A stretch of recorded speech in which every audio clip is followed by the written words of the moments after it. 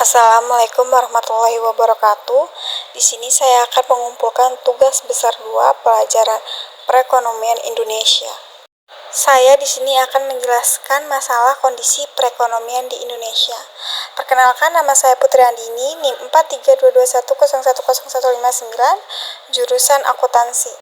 Topik masalah yang akan saya bahas di sini, yang pertama, konsep dan tujuan dari kebijakan pemerintah mengenai otonomi daerah dan UMKM sebagai salah satu percepatan pembangunan di Indonesia.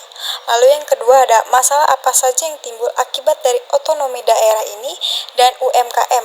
Kebijakan apa yang dilakukan dari pemerintah pusat guna mengatasi masalah tersebut. Yang ketiga, berikan penjelasan tentang kebijakan finansial yang dilakukan oleh pemerintah guna percepatan pembangunan struktural di Indonesia. Yang pertama, konsep dan tujuan dari kebijakan pemerintah mengenai otonomi daerah sebagai salah satu percepatan pembangunan di Indonesia. Apa sih otonomi daerah itu?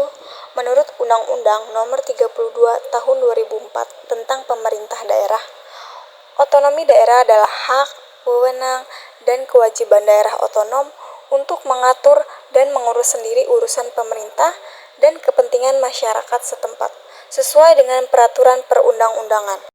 Jenis-jenis otonomi daerah. Yang pertama ada otonomi material, yaitu pembagian kewenangan dan tanggung jawab secara terperinci atau eksplisit dan tegas antara pemerintah pusat dengan pemerintah daerah yang diatur dalam Undang-Undang Pembentukan Daerah.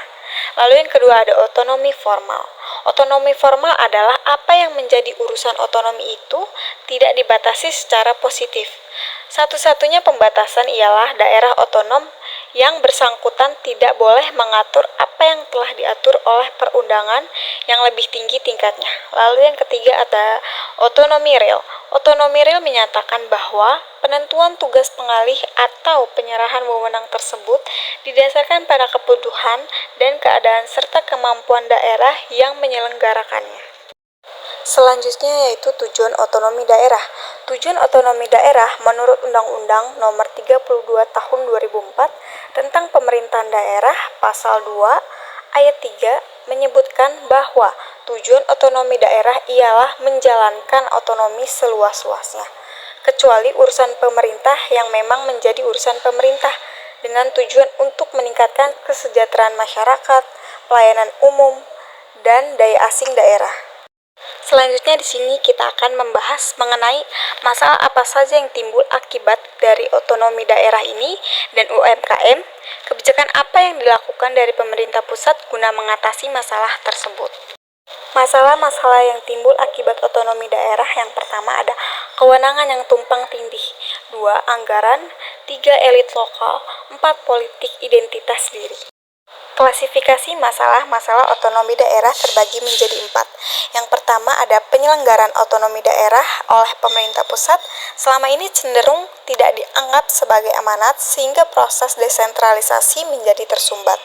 Lalu yang kedua ada kuatnya kebijakan sentralisasi membuat semakin tingginya ketergantungan daerah-daerah kepada pusat yang nyaris mematikan kreativitas masyarakat beserta seluruh perangkat pemerintah di daerah.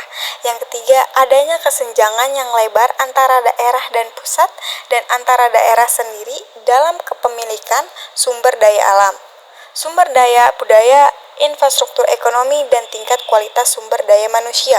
Lalu yang keempat, adanya kepentingan melekat pada berbagai pihak yang menghambat penyelenggaraan otonomi daerah.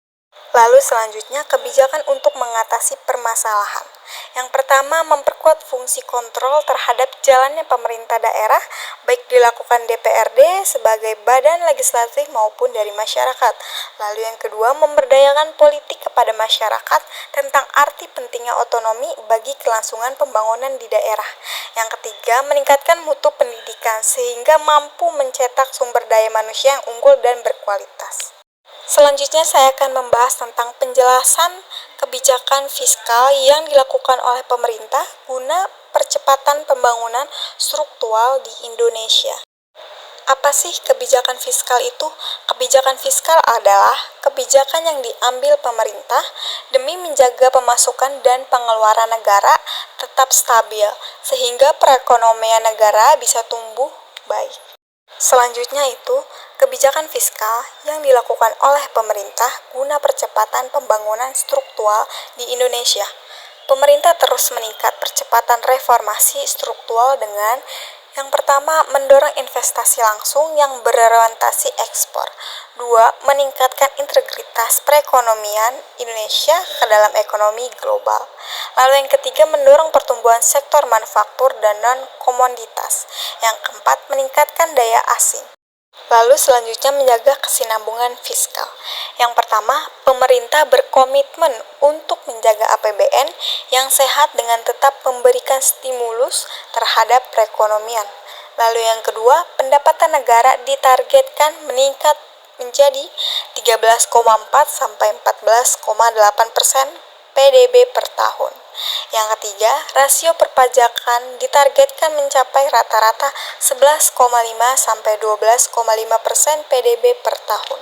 Sekian presentasi dari saya mengenai permasalahan perekonomian yang ada di Indonesia. Assalamualaikum warahmatullahi wabarakatuh.